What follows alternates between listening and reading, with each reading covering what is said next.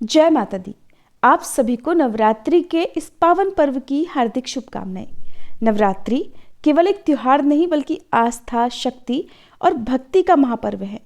ये वो समय होता है जब भक्त अपने मन, वचन और कर्म को पवित्र बनाकर आदि शक्ति माँ दुर्गा की आराधना करते हैं। मान्यता है कि इन 9 दिनों में माँ अपने 9 दिव्य स्वरूपों में पृथ्वी पर विराजमान होकर भक्तों के कष्ट दूर करती हैं और उन्हें सुख, शांति तथा समृद्धि का आशीर्वाद देती हैं। नवरात्रि के पहले दिन माँ दुर्गा के प्रथम स्वरूप माँ शैलपुत्री की पूजा की जाती है। पर्वतराज हिमालय की पुत्री होने के कारण इन्हें शैलपुत्री कहा जाता है। माँ शैलपुत्री वृषभ यानी बैल पर सवार रहती हैं। उनके दाहिने हाथ में त्रिशूल और बाएं हाथ में कमल सुशोभित होता है। मान्यता है कि माँ शैलपुत्री की आराधना करने से जीवन में साहस, स्थिरता और पवित्रता की भावना उत्पन्न होती है। उनके आशीर्वाद से भक्तों के जीवन के कष्ट दूर होते हैं और उनके ऊपर माता की विशेष कृपा बनी रहती है। आज की इस वीडियो में हम सुनेंगे माँ शैलपुत्री की संपूर्ण कथा, साथ ही सुनेंगे देवी भागवत कथा का पहला अध्याय भी। अगर आप आज पहली बार इन कथाओं को हमारे चैनल पर सुन रहे हैं तो कृपया 9 दिन तक लगातार इन कथाओं को पूरा जरूर सुनिएगा ताकि आप देवी भागवत की कथा का भी लाभ उठा सके। एक समय की बात है, प्रजापति दक्ष ने एक बहुत बड़ा यज्ञ किया। इस यज्ञ में उन्होंने सभी देवताओं को निमंत्रित किया ताकि वे आकर अपना अपना यज्ञ भाग प्राप्त करें, लेकिन उन्होंने भगवान शंकर को इस यज्ञ में आमंत्रित नहीं किया। जब माता सती को ये बात पता चली कि उनके पिता एक विशाल यज्ञ का आयोजन कर रहे हैं, तब वहां जाने की उनकी इच्छा बहुत प्रबल हो उठी। उन्होंने अपनी ये इच्छा भगवान शिव से व्यक्त की। भगवान शंकर ने उन्हें समझाते हुए कहा, देवी, प्रजापति दक्ष किसी कारणवश हमसे रुष्ट हैं। उन्होंने सभी देवताओं को निमंत्रण दिया है, लेकिन जानबूझकर हमें नहीं बुलाया। ऐसी स्थिति में बिना बुलाए तुम्हारा वहां जाना उचित नहीं होगा। लेकिन पिता के घर जाने की इच्छा और माता बहनों से मिलने की लालसा के कारण माता सती का मन नहीं मान सका। उनके बार बार आग्रह करने पर भगवान शिव ने अंततः उन्हें जाने की अनुमति दे दी। जब देवी सती अपने पिता के घर पहुंची तो उन्होंने देखा कि वहां कोई भी उनसे आदर और प्रेम से बात नहीं कर रहा था। सभी लोग उनसे मुंह फेर रहे थे। केवल उनकी माता ने स्नेह से उन्हें गले लगाया। बहनों की बातों में उपहास और व्यंग भरा हुआ था। परिजनों का ये व्यवहार देखकर सती का हृदय अत्यंत दुखी हो गया। उन्हें यह भी दिखाई दिया कि वहां चारों ओर भगवान शिव के प्रति तिरस्कार का भाव फैलाया जा रहा है।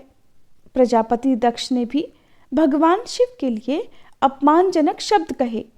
ये सब देखकर सती का हृदय शोक, ग्लानि और क्रोध से भर उठा।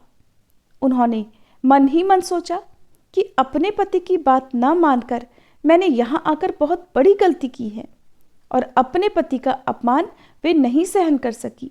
उसी क्षण उन्होंने योगाग्नि द्वारा अपने पिता के यज्ञ की अग्नि में अपने शरीर का त्याग कर दिया। जब ये भयानक और दुखद समाचार भगवान शिव को मिला तो वे अत्यंत क्रोधित हो उठे। उन्होंने अपने गणों को भेजकर प्रजापति दक्ष के उस यज्ञ को पूर्णतः विध्वंस करा दिया। देवी सती ने फिर अगले जन्म में शैलराज हिमालय की पुत्री के रूप में जन्म लिया। इस जन्म में वे माँ शैलपुत्री के नाम से विख्यात हुई। देवी पार्वती और हेमवती भी उनके ही पवित्र नाम हैं। नवरात्रि के पहले दिन ब्रह्म मुहूर्त में या सूर्योदय से पहले उठकर माँ शैलपुत्री की पूजा करना अत्यंत शुभ माना जाता है। माँ शैलपुत्री का वास काशी नगरी वाराणसी में माना जाता है और वहाँ पर स्थित उनका प्राचीन मंदिर अत्यंत प्रसिद्ध है। मान्यता है कि यहाँ पर माता रानी के दर्शन मात्र से ही भक्तों की मनोकामनाएं पूर्ण हो जाती हैं। कहा जाता है कि नवरात्रि की प्रतिपदा तिथि पर जो भक्त माता के दर्शन करता है उनके वैवाहिक जीवन के कष्ट भी दूर हो जाते हैं। माँ का वाहन वृषभ अर्थात बैल है, इसलिए इन्हें वृषारूढ़ा भी कहा जाता है। आज के पावन दिन पर सच्चे मन और श्रद्धा के साथ इस कथा को सुनने से भक्तों के हर संकट दूर होते हैं और जीवन में सुख समृद्धि का वास होता है। माँ शैलपुत्री की कथा यही समाप्त होती है, लेकिन कथाओं का क्रम अब आगे बढ़ेगा, क्योंकि अब आप सुनने जा रहे हैं देवी भागवत की कथा। सभी प्रेम से बोलिए माँ दुर्गे भवानी की जय। माँ दुर्गे के सम्मान में कमेंट बॉक्स में जय माता दी जरूर लिखिएगा। एक बार राजा जन्मेजय ने व्यास जी से पूछा, प्रभु आपने महामाया भगवती योगेश्वरी के प्रभाव का वर्णन किया है, अब आप उनका चरित्र कहने की कृपा कीजिए, क्योंकि उसे सुनने के लिए मेरा मन अत्यंत व्याकुल है। व्यास जी कहने लगे, राजन सुनो, भगवती के चरित्र का विस्तार पूर्वक वर्णन करता हूँ, ध्यान पूर्वक सुनो। महामते, श्रद्धालु और शांत पुरुष को जो भगवती की कथा नहीं सुनता उसे प्रचंड मूर्ख समझना चाहिए। पूर्व समय की बात है, धरातल पर महिषासुर नामक एक राजा था। उसके शासनकाल में देवताओं और दानवों में बड़ी भीषण लड़ाई ठन गई थी। राजन, महिषासुर ने अत्यंत कठिन तप किया था। सुमेरु पर्वत पर जाकर उसने तपस्या की थी। देवता उसकी तपस्या देखकर अत्यंत आश्चर्य में पड़ गए थे। 10,000 वर्षों तक वह अपने इष्ट देव का हृदय में ध्यान करता रहा। महाराज, उसके बाद उसके आराध्य देव लोक पितामह ब्रह्मा जी प्रसन्न हो गए। वे हंस पर विराजमान होकर वहां आए और बोले, धर्मात्मन वर मांगो, मैं तुम्हारा मनोरथ पूर्ण करने के लिए उद्यत हूं। तब महिषासुर बोला, देवाधिदेव महाभाग ब्रह्मा जी, मैं अमरत्व चाहता हूं। पितामह जिस प्रकार मृत्यु का भय सामने न आए, वैसा ही वर मुझे देने की कृपा कीजिए। मुझे अमर हो जाने का आशीर्वाद दीजिए। ब्रह्मा जी ने कहा, जन्मे हुए प्राणी का मरना और मरे हुए का जन्म लेना तो बिल्कुल निश्चित है। यह नियम तो सदा लागू रहता है। संपूर्ण प्राणियों की जन्म लेने और मरने की क्रिया अनिवार्य रूप से चलती ही रहती है। दैत्यवर, समयानुसार संपूर्ण प्राणियों की मृत्यु हो जाती है। बड़े बड़े पर्वतों और समुद्रों का भी एक दिन अंत हो जाता है। इसलिए राजन, एक मृत्यु के विषय को छोड़कर दूसरा जो कुछ भी तुम्हारे मन में हो वह वर मांग लो।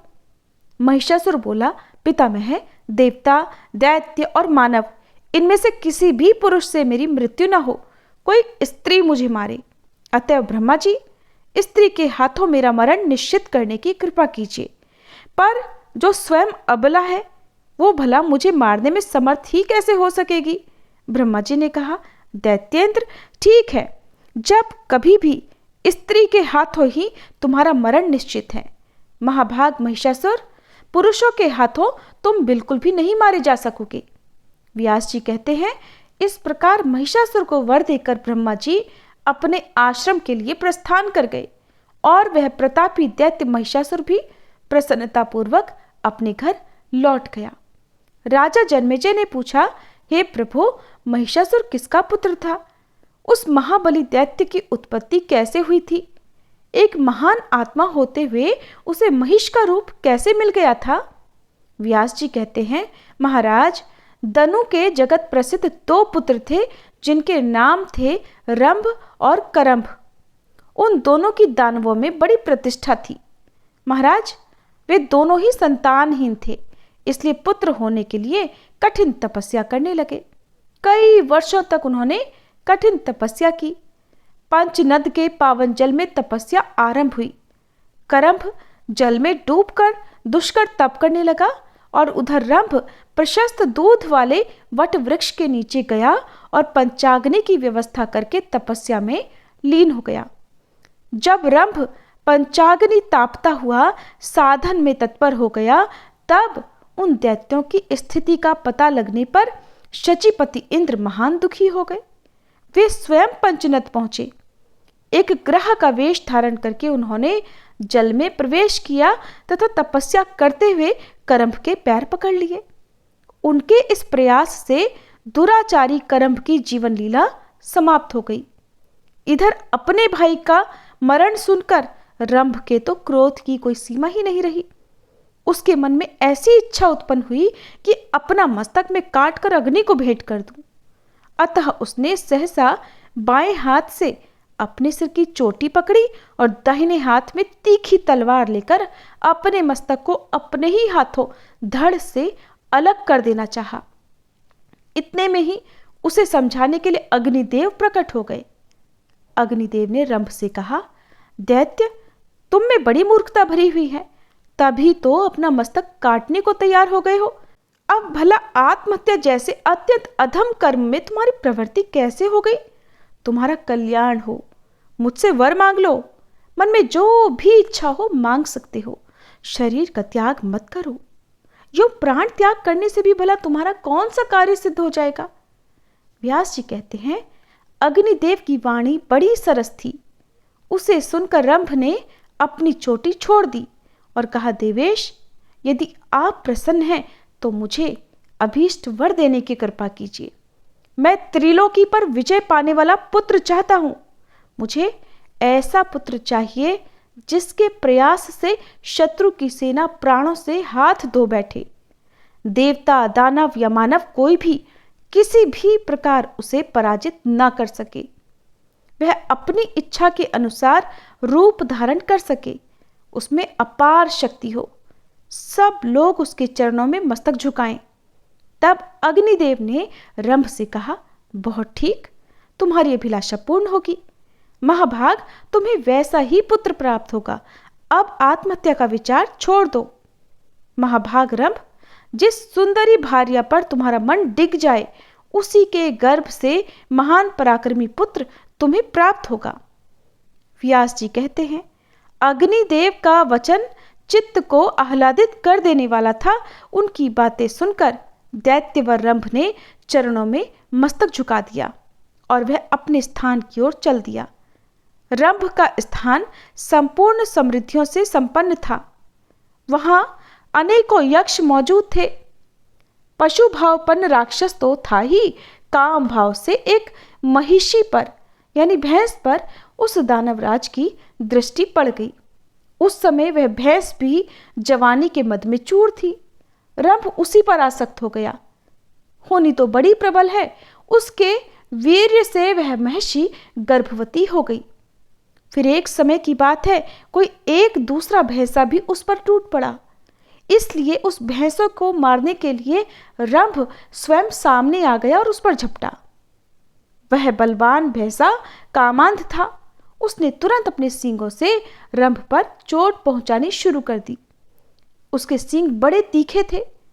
उस भैंसे ने उन तीखे सींगों के द्वारा रंभ के हृदय में बहुत गहरी चोट पहुंचाई, जिससे वह दानव मूर्छित होकर भूमि पर गिर पड़ा और उसके प्राण शरीर से अलग हो गए। अपने स्वामी रंभ के मारे जाने पर वह बेचारी महिषी भय से अत्यंत घबराकर वहां से भाग चली। वह बड़ी तेजी से एक वट वृक्ष के नीचे जाकर यक्षों की शरण में चली गई। उसके पीछे लगा हुआ वह भैंसा भी पीछे पीछे वहीं पहुंच गया। बल के अभिमान में तो वो चूर था ही। यक्षों ने देखा कि वह महिषी अत्यंत कातर होकर आंखों से आंसू बहा रही है और मारे भय के उसका कलेजा कांप रहा है। साथ ही पीछे दौड़कर आता हुआ एक भैंसा भी उन्हें दिखाई दिया। इसलिए उस भैंस की रक्षा करने के लिए यक्ष भैंसे का सामना करने के लिए तत्पर हो गए। अब उस भैंसे के साथ उन यक्षों का ही रोमांचकारी युद्ध छिड़ गया। यक्ष बाण बरसाने लगे। एक ऐसा बाण लगा कि उससे आहत होकर भैंसा तुरंत प्राणहीन होकर पृथ्वी पर गिर पड़ा।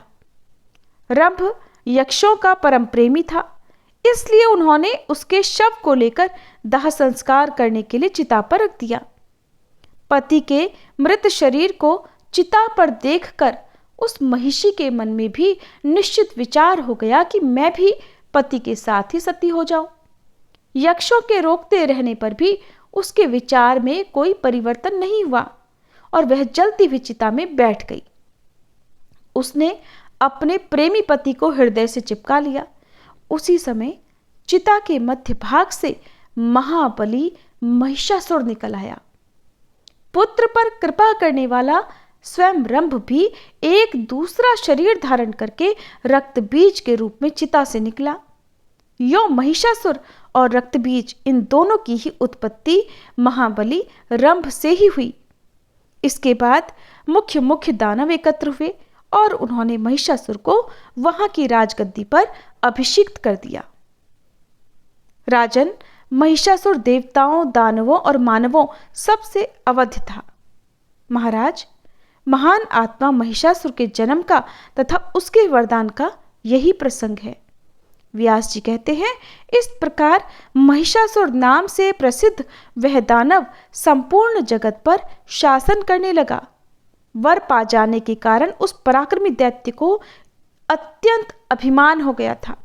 समस्त प्राणी उसके ही अधीन रहते थे। उसने समुद्र पर्यंत सारी पृथ्वी को अपने बाहुबल से जीतकर स्वयं उसकी रक्षा का भार संभाल लिया था। अब उसका एक छत्र राज्य हो गया। उस समय उसका कोई भी शत्रु धरती पर नहीं था। उसके सेनाध्यक्ष का नाम था चिक्षुर, जो कि महान प्रतापी और मद से सदा चूर रहता था। ताम्र नाम से विख्यात राक्षस उसके कोषाध्यक्ष का काम करता था। उसके पास 10,000 सैनिक थे।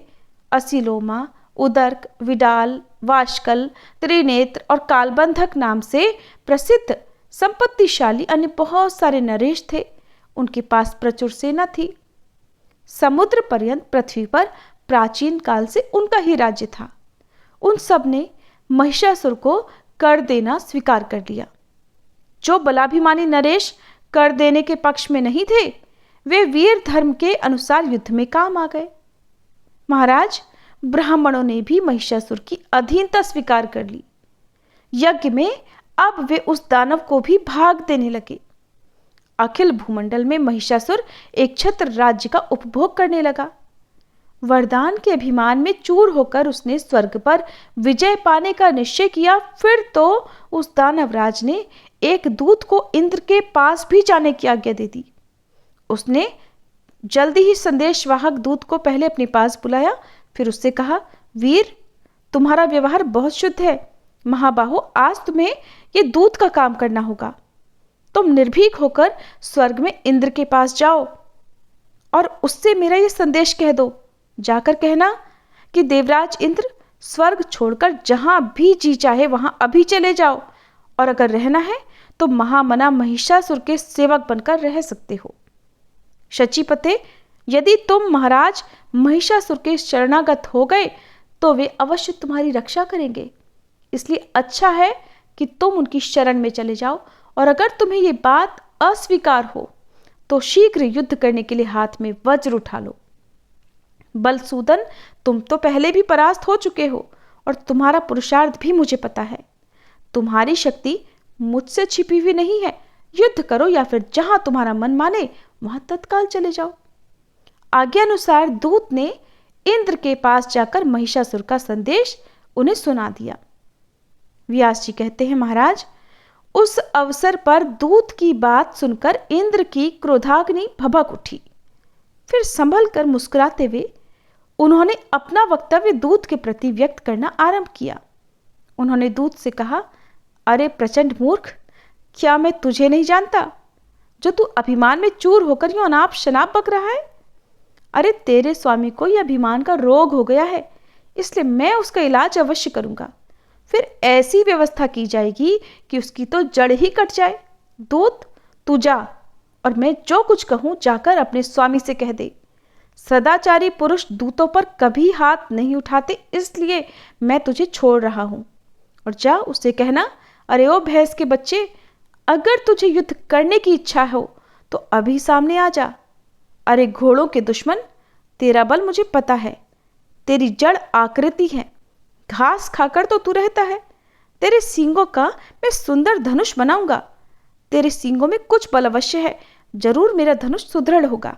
मैं जानता हूं इसी कारण से तुझे अभिमान हो गया है, और मैं तेरे उन दोनों सींगों को ही तोड़कर तेरा सारा बल नष्ट कर दूंगा। नीच महिष, मेरे द्वारा तेरे वे सींग काट लिए जाएंगे और तेरा वो सारा बल भी छीन लिया जाएगा, जिसके कारण तो पूर्ण अभिमानी बन बैठा है। सींग से मारने में ही तो कुशल है ना कि मोर्चे पर हथियार चलाने में। व्यास जी कहते हैं, इस प्रकार इंद्र के कहने पर वह दूत तुरंत ही वहां से चल दिया। वह मदाभिमानी महिषासुर के पास गया और प्रणाम करके उससे कहने लगा। दूत ने कहा, राजन, देवराज इंद्र पूर्ण स्वतंत्र हैं। उसके पास देवताओं की विशाल सेना है। अपने को वह महान बलवान समझता है, आपको तो वो कुछ भी नहीं गिनता। उस मूर्ख की कही हुई बातें मैं किस प्रकार बदल कर आपसे कहूं, क्योंकि सेवक का कर्तव्य होता है कि वो स्वामी के सामने प्रिय सत्य कहे। महाराज, कल्याणकामी दूत को चाहिए कि स्वामी के मुख पर सत्य और प्रिय ही बोले, लेकिन अगर मैं आपको केवल प्रिय ही बोलता हूं तो वो असत्य होने से आपका कार्य सिद्ध होने में बाधा पड़ेगी। और कल्याणकामी दूत को कभी कठोर वचन तो कहने ही नहीं चाहिए, इसलिए मैं वैसी बात भी नहीं कह सकता। प्रभु ठीक ही है, शत्रु के मुख से तो विष के समान वचन ही निकलते हैं, पर वैसी बातें भला एक सेवक कैसे अपने मुख से निकाल सकता है। राजन, इस समय इंद्र ने जिस प्रकार के घृणित वचन कहे हैं, वैसे वचन मेरी जीभ से कभी नहीं निकल सकते। मैं आपको क्या बताऊं, कैसे बताऊं कि इंद्र ने आपके बारे में क्या क्या बोला है। व्यास जी कहते हैं, दूत की बात में रहस्य छिपा हुआ था। उसे सुनकर महिषासुर का सर्वांग अत्यंत क्रोध से तमतमा उठा। उसकी आंखें लाल हो गई और वह दैत्यों को बुलाकर उनसे बोला, महाभाग दैत्यों, वह देवराज युद्ध ही करना चाहता है। तुम लोग भली भांति बल प्रयोग करके उस नीच शत्रु को परास्त कर दो। मेरे सामने दूसरा कौन शूरवीर कहला सकता है? अरे इंद्र जैसे करोड़ों वीर हो तब भी मुझे कोई परवाह नहीं। फिर इस अकेले इंद्र से मुझे भला क्या डर है? आज मैं उसे किसी भी प्रकार जीवित नहीं छोड़ूंगा। जो शांत रहते हैं उन्हीं के प्रति वह शूरवीर कहलाता है। क्षीणकाय तपस्वी लोग ही उसे अधिक बलवान मानते हैं। अप्सराएं उसकी सहायिका है। उन्हीं का बल पाकर तो वह नीच सदा तपस्या में विघ्न डालता है। अवसर पाकर प्रहार कर देना उसका स्वभाव बन गया है। वो तो बड़ा ही विश्वासघाती है। ये वही छली इंद्र है जिसने नमुची को मार डाला था। पहले तो नमुची के साथ विवाद छिड़ जाने पर भयभीत होकर संधि करने में राजी हो गया। फिर उसने तरह तरह की प्रतिज्ञाएं कर ली और बाद में क्या किया? छल कपट करके उसे ही मार डाला। और जालसाज विष्णु तो कपट शास्त्र का पारंगत विद्वान ही है। जब इच्छा होती है नाना प्रकार के रूप धारण कर लेता है। बल भी है और दंभ करने की सारी कलाएं भी उसे पता है। दानवों, जिसने सुअर का रूप धारण करके हिरण्याक्ष को और नरसिंह का वेश बनाकर हिरण्यकश्यपु को मार डाला, उस विष्णु की भी अधीनता मैं स्वीकार नहीं कर सकता। मुझे तो विश्वास ही नहीं होता कि देवताओं में भी कोई है कहीं जो मेरे सामने ठहर सके। विष्णु अथवा महान बलशाली इंद्र मेरा भला कर ही क्या सकते हैं? मैं युद्ध के मैदान में खड़ा हो जाऊंगा तब शंकर भी मेरा सामना करने में समर्थ नहीं हो सकते। और इंद्र को हराकर अब तो मैं उसका स्वर्ग छीन लूंगा। वरुण, यमराज, कुबेर, अग्नि, चंद्रमा और सूर्य ये सब भी मुझसे परास्त हो जाएंगे। अब हम सब दानव ही यज्ञ में भाग पाएंगे। हमें सोम रस पीने का अधिकार प्राप्त हो जाएगा। देवताओं के समाज को कुचलकर मैं दानवों के साथ सुखपूर्वक विचरूंगा। दानवों, मुझे तो वर मिल चुका है, इसलिए देवताओं से मैं बिल्कुल नहीं डरता। पुरुष मात्र मुझे मारने में असमर्थ है, फिर भला एक अबला स्त्री बेचारी कर ही क्या सकेगी?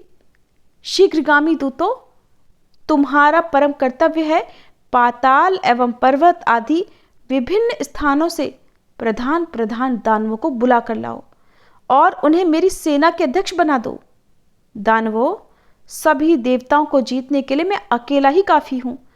फिर भी मेरा गौरव बढ़ जाए इसके लिए इस देवासुर संग्राम में निमंत्रण देकर आप सब लोगों को मैं सम्मिलित करता हूं और निश्चय ही मैं सींगों और खुरों से देवताओं के प्राण हर लूंगा। वरदान के प्रभाव से मुझे देवताओं की रत्ती भर भी चिंता नहीं, उनका रत्ती भर भी भय नहीं है। देवताओं, दानवों और मानवों से अवध्य होने का वर जो मुझे प्राप्त है, इसलिए आज आप लोग स्वर्गलोक पर विजय प्राप्त करने के लिए तैयार हो जाएं।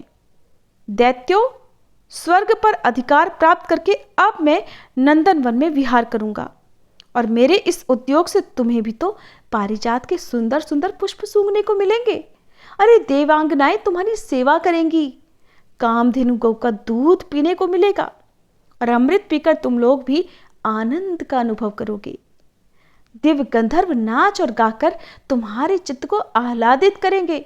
उर्वशी, मेनका, रंभा, घृताची, तिलोत्तमा, महासेना, मिश्रकेशी, मदोत्कटा और विप्रचित्ती प्रभृति अप्सराएं नाचने और गाने में परम प्रवीण हैं। वे तो अनेक प्रकार की मदिराओं का सेवन करके तुम सब लोगों के चित्त को अत्यंत प्रसन्न करेंगी।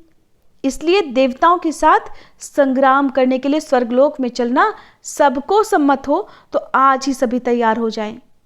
पहले मांगलिक कृत्य कर लेने चाहिए। सबकी सुरक्षा के लिए अपने परम गुरु मुनिवर शुक्राचार्य जी को बुलाकर भली भांति उनका स्वागत करें और उन्हें यज्ञ में नियुक्त कर दें। व्यास जी कहते हैं, राजन, महिषासुर की बुद्धि तो सदा पाप कर्म में ही रत रहती थी।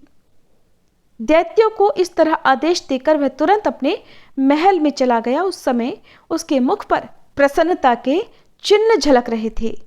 व्यास जी कहते हैं, इसके बाद दूत के चले जाने पर देवराज इंद्र ने भी यमराज, पवन देव, कुबेर, वरुण आदि देवताओं को बुलाकर उनसे कहा, महिषासुर नाम से प्रसिद्ध महान प्रतापी दानव इस समय दैत्यों का राजा है। उसके पिता का नाम रंभ था और वर पा जाने से वह सदा अभिमान में चूर रहता है। उसे सैकड़ों प्रकार की माया ज्ञात है। देवताओं, आज तो उसका दूत मेरे पास आया था। उस लोभी महिषासुर ने स्वर्ग को छीनने की इच्छा से ही दूत को यहाँ भेजा था और उस दूत ने मुझसे ये बातें कही है कि शक्र, तुम देव सदन छोड़ दो। वासव, तुम्हारी जहां इच्छा हो तुम्हें चले जाना चाहिए, अथवा महिषासुर नामक दानवराज बड़े विशिष्ट व्यक्ति हैं, उनकी सेवा करना स्वीकार कर लो। वे बड़े दयालु नरेश हैं, तुम्हारे भरण पोषण की समुचित व्यवस्था कर देंगे। जो उनकी परिचर्या में लगे रहते हैं उन सेवकों पर वे कभी क्रोध नहीं करते। देवेश, यदि ये बातें स्वीकार न हो तो स्वयं युद्ध करने के लिए सेना की तैयारी में लग जाओ।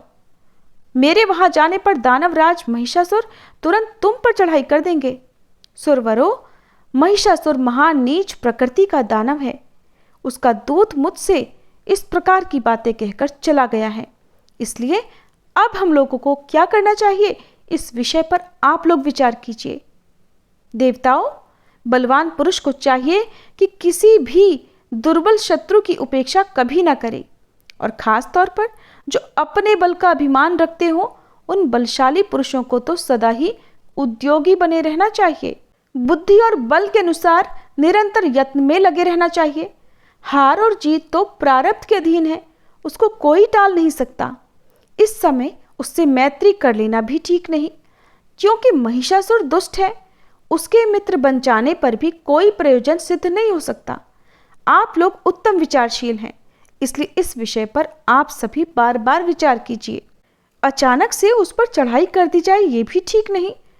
आसानी से प्रवेश करने में कुशल शीघ्रगामी गुप्तचर पहले वहां भेज दिए जाएं और गुप्तचर ऐसे होने चाहिए जो शत्रु के अभिप्राय को पूरा पूरा समझ सकें, किसी के साथ अधिक प्रेम ना रखें, किसी प्रलोभन में ना पड़े और सत्यवादी हों। यथार्थ रूप से शत्रु की सेना और उसकी संख्या, उसका बल, उसका सारा रहस्य जानकर फिर चढ़ाई करना ही उचित होगा।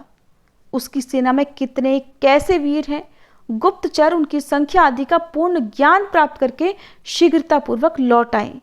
उनके द्वारा महिषासुर और उसकी सेना के बलाबल को जान लेने के बाद ही हम लोग तुरंत धावा बोलने या शक्ति संग्रह करने के प्रबंध में लग जाएंगे। तब हम अपनी सेना तैयार करेंगे। बुद्धिमान पुरुष को सदा विचार करके ही काम करना चाहिए। अचानक किए हुए काम से सर्वथा दुखी होने की ही संभावना बनी रहती है। इसलिए पंडित जन भली भांति सोच समझकर सुखप्रद कर्म में ही हाथ डाला करते हैं। और अभी दानवों के साथ युद्ध ठान दिया जाए, ये तो बिल्कुल अनुचित जान पड़ता है। और ऐसा करना तो ठीक वैसा ही होगा जैसे बिना जाने हुए औषधि का सेवन करना। और ऐसे कार्य से तो सर्वथा उल्टा फल ही सामने आ सकता है। व्यास जी कहते हैं, राजन, उपस्थित देवताओं के साथ इस प्रकार बात करके शत्रु का अभिप्राय जानने के लिए देवराज इंद्र ने कार्यकुशल निपुण गुप्तचर को जाने की आज्ञा दे दी। वह दूत तुरंत चला गया और सारे भेद जानकर शीघ्र ही इंद्र के पास लौट आया। उसने महिषासुर की संपूर्ण सेना के बलाबल की सूचना देवराज को दे दी। दानव के सैनिक उद्योग की जानकारी प्राप्त होने पर इंद्र अत्यंत आश्चर्य में पड़ गए। उन्होंने तुरंत देवताओं को आज्ञा दी। देवता गए और मंत्रवेत्ताओं में श्रेष्ठ पुरोधा बृहस्पति जी को बुला लाए। अब उनके साथ परामर्श होने लगा। अंगिरा नंदन बृहस्पति जी जब उत्तम आसन पर बैठ गए तब इंद्र ने उनसे कहा। इंद्र बोले, विद्वन, आप देवताओं के गुरु हैं। इस अवसर पर अब हमें क्या करना चाहिए ये बताने की कृपा कीजिए। आप तो सर्वज्ञ पुरुष हैं। इस कठिन परिस्थिति में हमें केवल आपका ही सहारा है। आज महिषासुर नामक दानव बहुत से दैत्यों को साथ लेकर युद्ध करने के लिए आ रहा है। उसमें अथाह बल है। वो तो अभिमान में मत्त रहता है। आप मंत्रा के पुरुष हैं। इस अवसर पर कोई ऐसा कार्य करें जिससे उसकी शक्ति कुंठित हो जाए। जैसे दानवों के पक्ष में शुक्राचार्य हैं, वैसे ही हमारे पक्ष के विघ्न शांत करने वाले आप हैं। आप सर्वदा श्रेष्ठ सम्मति दिया करते हैं। व्यास जी कहते हैं, देवराज इंद्र की बात सुनकर बृहस्पति जी उनसे कहने लगे, मन में खूब सोच विचार कर किसी भी कार्य में तत्पर होना ही उनका स्वाभाविक गुण था। बृहस्पति जी बोले, देवराज शांत रहो। इस समय धैर्य रखना परम आवश्यक है। दुख की घड़ी आने पर तुरंत धैर्य नहीं छोड़ना चाहिए। देवेंद्र, हार और जीत तो सदा ही दैव पर निर्भर है। इसलिए बुद्धिमान पुरुष का कर्तव्य है कि सदा ही धैर्य का आश्रय लेकर अपने स्थान से विचलित न हो।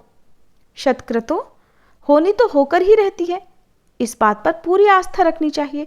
हाँ, मनुष्य अपनी शक्ति के अनुसार उद्यम करने में सर्वथा तत्पर रहे। वीतराग मुनिगण भी तो मुक्ति पाने के लिए निरंतर उद्यमशील रहते हैं। इसलिए इस विषय में चिंता की कोई आवश्यकता नहीं कि सुख मिले या ना मिले, हार हो या जीत हो, क्योंकि सुख दुख हार जीत तो दैव पर ही निर्भर है। कहीं कहीं तो ऐसा भी देखा जाता है कि बलवान को तो बहुत सारे कष्ट भोगने पड़ते हैं और निर्बल सुख भोगता है। बेचारा बुद्धिमान बिना कुछ खाए पिए सो जाता है और मूर्ख अनेकों तरह के पकवान उड़ाता है। कायर पुरुष के हाथों में विजयश्री चली जाती है और शूरवीर पुरुष हार का मुंह देखते हैं। देवराज, प्राणी जगत पर दैव का पूर्ण शासन है, इसलिए इसमें किसी भी परिस्थिति के सामने आने पर चिंता नहीं करनी चाहिए। हाँ, उद्यम से कभी भी चूकना नहीं चाहिए। मेहनत करने से कभी पीछे नहीं हटना चाहिए। दुख आने पर अधिक से अधिक दुख की और सुख के समय सुख के चरम स्थान की ओर दृष्टि दौड़ानी चाहिए। इसलिए महाराज, इस अवसर पर सुयोग्य मंत्रियों से परामर्श लेकर विधि पूर्वक यत्न करने में कटिबद्ध हो जाओ। यत्न करने पर भी जो होगा वो तो होकर ही रहेगा, वो तो सामने आएगा ही। व्यास जी कहते हैं, देवगुरु बृहस्पति जी का कथन सुनकर देवराज ने उनसे फिर कहा, मैं महिषासुर को मारने के लिए युद्ध की तैयारी अवश्य करूंगा, क्योंकि निरुद्यम हो जाने पर राज्य, सुख और यश इनका मिलना असंभव है। बिना मेहनत किए, बिना युद्ध की तैयारी किए इनका मिलना असंभव है। जिनमें कुछ भी करने की शक्ति नहीं होती, वे ही निरुद्यमता के पक्ष का समर्थन किया करते हैं, और उद्यमशील पुरुष कभी भी ऐसा नहीं करते। और उद्यम के द्वारा ही तो मेरे द्वारा वृत्तासुर और नमुची काल के ग्रास बनाए गए। इसी तरह मैं इस महिषासुर को भी मार डालूंगा। आप देवगुरु बृहस्पति जी का तथा श्रेष्ठ आयुध वज्र का बल मुझे सुलभ है। भगवान विष्णु तथा उमापति शंकर जी भी अवश्य मेरी सहायता करेंगे। मुनिवर, सम्मान प्रदान करना और दूसरे का कार्य साधना आपका स्वभाव ही है। मैं सैनिकों को लेकर महिषासुर पर चढ़ाई करने के लिए बिल्कुल तैयार हूं। आप मेरे कल्याण के लिए रक्षोघ्न मंत्र का जप करने की कृपा करें। व्यास जी कहते हैं, इस प्रकार देवराज इंद्र के कहने पर बृहस्पति जी हंसकर उनसे कहने लगे, देवराज, इस अवसर पर मैं न तो तुम्हें जाने की प्रेरणा ही कर सकता हूं और न रोक ही सकता हूं, क्योंकि युद्ध करने वाले की हार और जीत बिल्कुल अनिश्चित रहती है। शचीपते, होनहार के विषय में तुम्हारा किंचन मात्र भी दोष नहीं है। सुख या दुख तो पहले से ही निश्चित हो चुके हैं, इसलिए इनका सामने आ जाना अनिवार्य है। फिर भी बुद्धिमान पुरुषों को निरंतर यत्नशील बने रहना चाहिए। कार्य सिद्ध होना या ना होना तो सदा दैव के अधीन है। बृहस्पति जी कहते हैं, शचीपति इंद्र बृहस्पति जी के सार गर्भित सत्य वचन सुनकर ब्रह्मा जी की शरण में गए और उन्हें प्रणाम करके बोले, पितामह, आप संपूर्ण देवताओं के अध्यक्ष हैं। इस समय महिषासुर नामक दैत्य स्वर्ग पर अधिकार प्राप्त करने के लिए अपने सैनिक बल का विपुल संग्रह करने के लिए अथक प्रयास कर रहा है। अन्य जितने भी दानव हैं, सबके सब महिषासुर की सेना में सम्मिलित हो गए हैं। वे सभी युद्धाभिलाषी, महान पराक्रमी और युद्ध की कला के विशेषज्ञ हैं। महाप्राज्ञ, महिषासुर के भय से अत्यंत घबराकर अब मैं आपकी शरण में आया हूं। आपसे कोई भी बात छिपी नहीं है, अतः आप मेरी सहायता करने की कृपा कीजिए। ब्रह्मा जी ने कहा, इस समय हम सब लोग कैलाश पर्वत पर चलें। भगवान शंकर और अपार बलशाली श्री विष्णु को अगुआ बनाकर युद्ध का कार्यक्रम निश्चित किया जाए। सभी देवताओं के साथ बैठकर देश और काल के संबंध में भलीभांति विचार करके युद्ध करना ही उचित होगा। मूर्खतावश बलाबल का विचार किए बिना, शत्रु के बल की जांच किए बिना अचानक ही कार्य करने वाले मनुष्य का तो पतन ही हो जाता है। व्यास जी कहते हैं, देवराज इंद्र ने ब्रह्मा जी की बात सुनकर उन्हें अपना अग्रणी बनाया और लोकपालों को साथ लेकर वे कैलाश के लिए चल पड़े। वहां पहुंचकर वैदिक मंत्रों के द्वारा वे भगवान महेश्वर की स्तुति करने लगे। शंकर जी के प्रसन्न हो जाने पर उन्हें अपना अग्रगामी बनाकर सबने श्री विष्णु लोक के लिए प्रस्थान किया। वैकुंठ लोक में पहुंचकर स्तुति करने के बाद देवाधिदेव भगवान श्री हरि से अपने आने का उद्देश्य बतलाया और कहा कि वर पा जाने के कारण महिषासुर में तो असीम अभिमान आ गया है। उसके महान भय से मैं व्याकुल हो रहा हूं। देवराज इंद्र के भय की बात सुनकर भगवान विष्णु ने उपस्थित ब्रह्मादि देवताओं से कहा, हम लोगों का महिषासुर के साथ दुर्जय संग्राम हो और उसमें वह दानव काम आ जाए। व्यास जी कहते हैं, ऐसा कार्यक्रम निश्चित करके ब्रह्मा, विष्णु और शंकर जी प्रभृति सभी प्रधान देवता अपने अपने वाहनों पर सवार होकर युद्ध के लिए चल पड़े। ब्रह्मा जी हंस पर बैठे, भगवान विष्णु के वाहन गरुड़ हुए, शंकर जी वृषभ पर सवार हुए, इंद्र ने ऐरावत हाथी की पीठ पर आसन जमाया, स्वामी कार्तिकेय मोर पर चढ़े और यमराज जी ने भैंसे की सवारी की। अपने सैनिक बल को संभालकर जैसे ही ये सभी देवता आगे बढ़े कि तुरंत महिषासुर के द्वारा सुरक्षित मदोन्मत्त दानवी सेना सामने ही मिल गई। फिर तो वहीं देवताओं और दानवों की सेना में भयंकर युद्ध छिड़ गया। तरह तरह के भयंकर अस्त्र शस्त्र लेकर वे परस्पर एक दूसरे को मारने काटने लगे। महिषासुर के सेनाध्यक्ष महाबली चिक्षुर ने हाथी पर बैठकर 5 बाणों से इंद्र को मारा। देवराज भी तुरंत उसके प्रतिकार में लग गए। उन्होंने भी अपने बाणों से चिक्षुर के बाण काट डाले। साथ ही अर्धचंद्र संज्ञक बाण से उसकी छाती में चोट पहुंचाई। उस बाण से व्यथित हो जाने के कारण महिषासुर का सेनानायक चिक्षुर हाथी पर बैठे बैठे ही मूर्छित हो गया। इसके बाद इंद्र ने हाथी की सूंड पर वज्र से प्रहार किया। वज्र लगते ही हाथी की सूंड कट गई और उसके प्राण प्रयाण कर गए। अब तो उसकी सेना में भगदड़ मच गई। ये देखकर दानवराज महिषासुर क्रोध से तमतमा उठा। उसने विडाल नामक पराक्रमी दानव से कहा, महाबाहो, तुम बड़े शूरवीर हो। इंद्र को अपने बल का अभिमान हो गया है। तुम जाओ और उसे परास्त कर दो। वरुण प्रभृति अन्य जितने भी देवता हैं उन्हें मारकर मेरे पास लौट आना। व्यास जी कहते हैं, विडाल असीम बलशाली वीर था। महिषासुर की बात सुनकर वह मतवाले हाथी पर सवार हुआ और इंद्र के साथ युद्ध करने चल दिया। उसे आते हुए देखकर इंद्र ने विषधर सर्प की तुलना करने वाले बाणों से विडाल पर प्रहार करना आरंभ कर दिया। विडाल ने तुरंत अपने धनुष से छूटे हुए बाणों द्वारा इंद्र के बाण काट डाले। साथ ही 50 बाणों से इंद्र को चोट पहुंचाई। जिस प्रकार विडाल के प्रयास से देवराज के बाण कट गए, वैसे ही उन्होंने भी उसके बाण काट गिराए। इसके बाद इंद्र ने अपने सर्पतुल्य तीखे बाणों से क्रोधपूर्वक विडाल को मारना आरंभ कर दिया। उस दानव ने इस बार भी अपने धनुष से छूटे बाणों से देवराज के बाणों को काट दिया। तब इंद्र ने विडाल के हाथी की सूंड पर गदा से प्रहार कर दिया और गदा लगते ही सूंड धड़ से अलग हो गई। फिर तो वह हाथी बार बार चिंघाड़ने लगा और पीछे मुड़कर दानवी सेना को ही कुचलने लगा। अब तो सैनिक भय से घबरा उठे। हाथी युद्ध भूमि से भाग आया, ये देखकर विडाल तुरंत एक सुंदर रथ पर जा बैठा और युद्ध के मैदान में देवताओं के सामने डट गया। इंद्र ने देखा कि विडाल रथ पर सवार होकर फिर से आधमका है, तब वे विषैले अपने तीखे तीर उस पर छोड़ने लगे। महाबली विडाल ने भी लगातार बाण वर्षा आरंभ कर दी। इस प्रकार इंद्र और विडाल दोनों का ही महान भयंकर युद्ध होने लगा। वे दोनों अपने अपने पक्ष की विजय चाहते थे। उस समय क्रोध के कारण इंद्र की इंद्रियां विचलित हो उठी थी।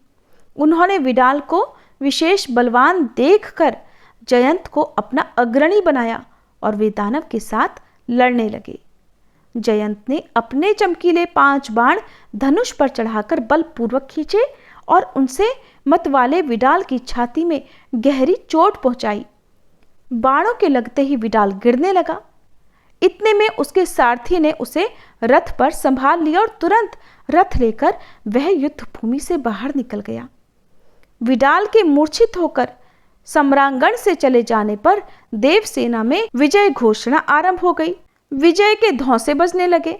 देवताओं के मुख से निकली हुई विजय घोषणा सुनकर अब तो महिषासुर का क्रोध पुनः उभर आया।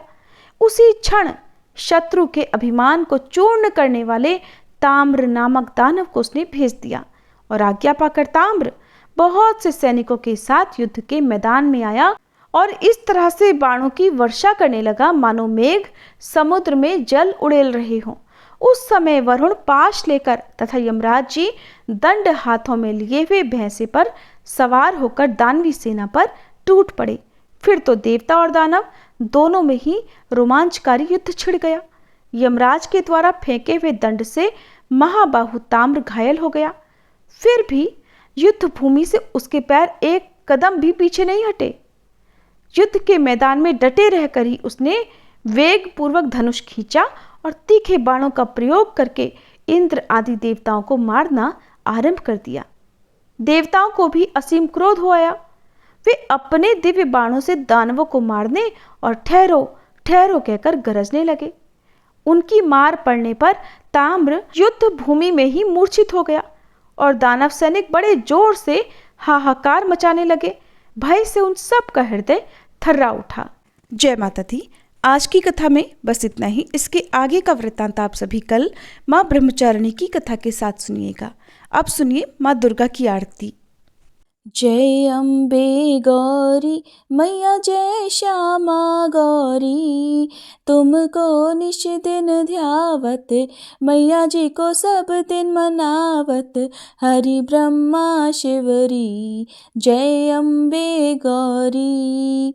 मांग सिंदूर विराजत टीको मृग मद को मैया टीको मृग मद को, उज्ज्वल से दो नैना निर्मल से दो नैना चंद्र वदननी को, जय अम्बे गौरी। कनक समान कलेवर रक्तांबर राजे मैया रक्तांबर राजे, रक्त पुष्प गलमाला लाल पुष्प गलमाला कंठन पर साजे, जय अम्बे गौरी। के हरिवाहन राजत खड्ग खपर धारी मैया खड्ग खपर धारी, सुर नर मुनि जन सेवत सुर नर मुनि जन सेवत तिनके दुख हारी, जय अम्बे गौरी। कानन कुंडल शोभित नासाग्रे मोती, मैया नासाग्रे मोती। कोटिक चंद्र दिवाकर, कोटिक चंद्र दिवाकर, राजत समज्योति। जय अम्बे गौरी। शुंभ निशुंभ विदारे, महिषासुर घाती, मैया महिषासुर घाती। धूम्र विलोचन नैना, मधुर विलोचन नैना, निश दिन मदमाती। जय अम्बे गौरी। चंड मुंड संहारे, शोणित बीज हरे, मैया शोणित बीज हरे। मधु कैटभ दो मारे, मधु कैटभ दो मारे, सुर भयहीन करे। जय अम्बे गौरी। ब्रह्माणी रुद्राणी, तुम कमला रानी, मैया तुम कमला रानी। आगम निगम बखानी, तुम शिव पट रानी। जय अम्बे गौरी। 64 योगिनी मंगल गावत, नृत्य करत भैरू, मैया नृत्य करत भैरू। बाजत ताल मृदंगा, बाजत ढोल मृदंगा, अरु बाजत डमरू। जय अम्बे गौरी। तुम ही जग की माता, तुम ही हो भरता, मैया तुम ही हो भरता। भक्तन की दुख हरता, भक्तन की दुख हरता, सुख संपत्ति करता। जय अम्बे गौरी। भुजाचार अति शोभित, वर मुद्राधारी, मैया वर मुद्राधारी। मन वांछित फल पावत, मन इच्छा फल पावत, सेवत नर नारी। जय अम्बे गौरी। कंचन थाल विराजत, अगर कपूर बाती, मैया अगर कपूर बाती। श्रीमाल के तुम्हें राजत, श्रीमाल के तुम्हें राजत, कोटि रतन ज्योति। जय अम्बे गौरी। श्री अम्बे जी की आरती जो कोई नर गावे, मैया जो कोई नर गावे। कहते शिवानंद स्वामी, रटत भोलानंद स्वामी, सुख संपत्ति पावे। जय अम्बे गौरी। जय अम्बे गौरी, मैया जय श्यामा गौरी। तुमको निश दिन ध्यावत, मैया जी को सब दिन मनावत, हरि ब्रह्मा शिवरी। जय अम्बे गौरी। माँ दुर्गा से क्षमा प्रार्थना। हे परमेश्वरी, मेरे द्वारा रात दिन सहस्त्रों अपराध होते रहते हैं। अपनी भक्त समझकर मेरे उन अपराधों को आप कृपा पूर्वक क्षमा करो। हे परमेश्वरी, मैं आह्वान करना नहीं जानती, विसर्जन करना नहीं जानती तथा पूजा करने का ढंग भी नहीं जानती, मुझे क्षमा करो। हे देवी, हे सुरेश्वरी, मैंने जो मंत्रहीन, क्रियाहीन और भक्तिहीन पूजन किया है वह सब आपकी कृपा से पूर्ण हो। सैकड़ों अपराध करके भी जो आपकी शरण में जय जगदम्बे कहकर पुकारता है उसे वह गति प्राप्त होती है जो ब्रह्मादि देवताओं के लिए भी सुलभ नहीं है। हे जगदम्बिके, मैं अपराधी हूँ किंतु आपकी शरण में आई हूँ। इस समय दया की पात्र हूँ, आप जैसा चाहो करो। देवी परमेश्वरी, अज्ञान से, भूल से अथवा बुद्धि भ्रांत होने के कारण मैंने जो कुछ भी कम या अधिक कर दिया हो वह सब क्षमा करो और प्रसन्न हो।